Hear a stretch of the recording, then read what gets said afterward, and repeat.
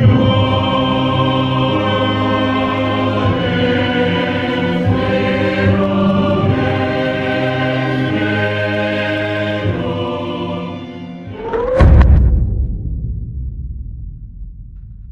guys, welcome back to another video. Today we're diving into the strange and spooky world of Kill Monday, the game developers that blessed us with the game, Little Misfortune and Fran.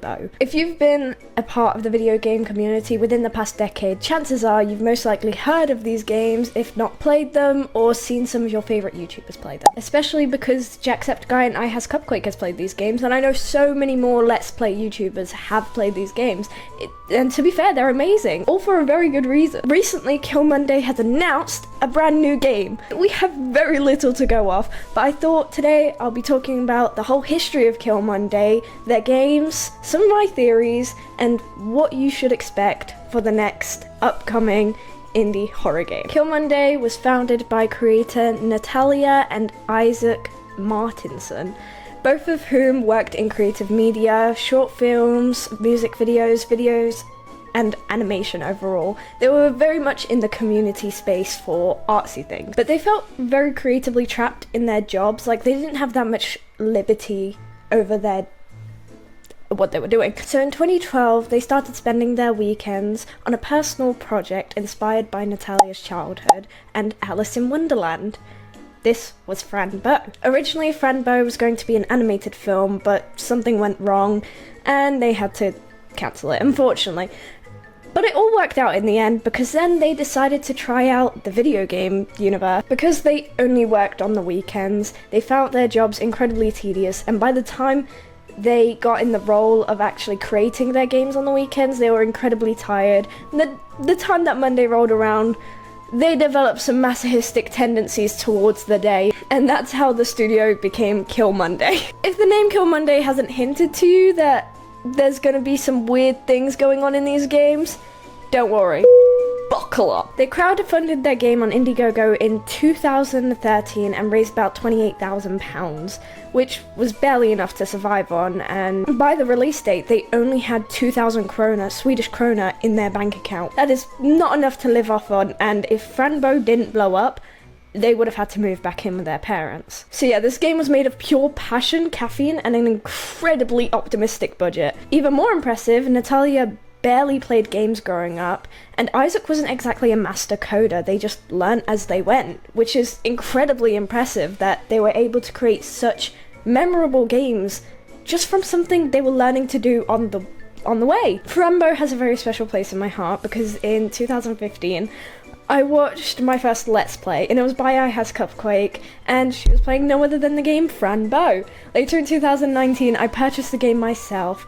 Fran was what got me into horror games and indie games. It just makes up a big part of my passions and what I love doing to this day. So without Fran, maybe I wouldn't have found that passion, and I'm very grateful to the creators at Kill Monday. What is Fran? To those of you who don't know the game yet, please go watch a Let's Play, maybe play it yourself, support the creators. I'm pretty sure there is a 70% off Steam sale at the moment, but I highly recommend it. It's an amazing game, and there will be spoilers in this video. If you do not mind spoilers, then proceed at your own caution. Fran is a point-and-click psychological horror game in the 1940s. You play as a 10-year-old girl named Fran who witnesses the brutal murder of her parents. She's sent to a mental hospital and prescribed dietine, a psychoactive drug that supposedly causes hallucinations. There are variations of dietine, the red one, which is actually nothing but pure ectoplasm. Fucking hell, this word's long. Ectoplasmatin. Oh, brother! The red one, which is actually nothing but ectoplasmatin, is what Fran receives, a highly addictive hallucinogen. Not exactly the most reasonable for a 10-year-old, but this was the 1940s. Herbal teas weren't all the rage back then. Except, surprise! The hallucinations are real. Dietine lets Fran see into other dimensions, part of something called the 5 Realm of Essential Existence. Acronym: FREE! Each realm has its own job. Pandora, our world, Realm of Consciousness. Primeve, Realm of Light. Ithersta, Realm of Life. Senercity, a cryptical unknown realm.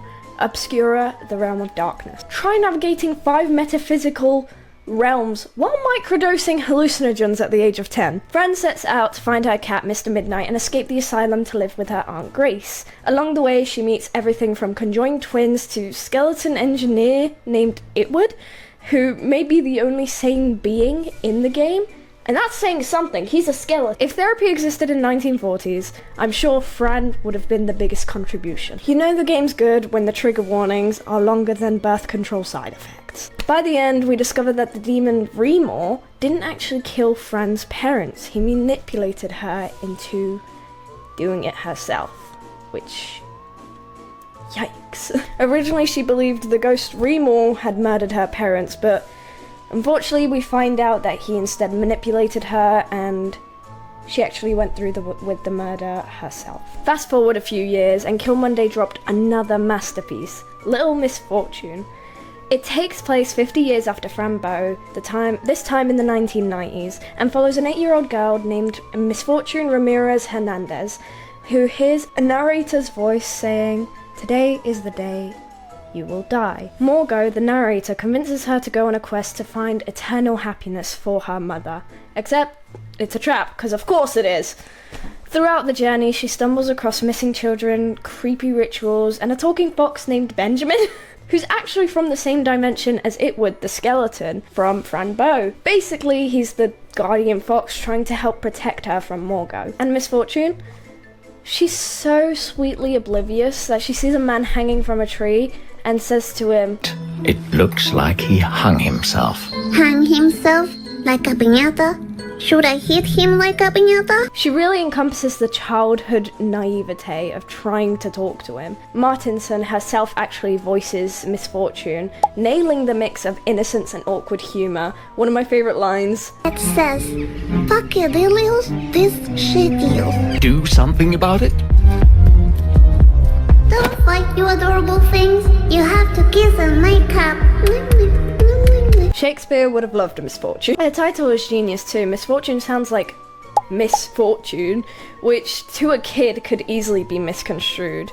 Even her name is a pun on her own reality being twisted. The story makes an impeccable effort at reminding audiences that this isn't a fully functioning adult, but a lost and confused child, trusting anyone around her. Misfortune develops a little crush on Benjamin, the talking fox, which I personally believe is a very cute detail showing us how lost she truly is from the plot. So why are these games important? Both Fran and Misfortune exist in the same universe.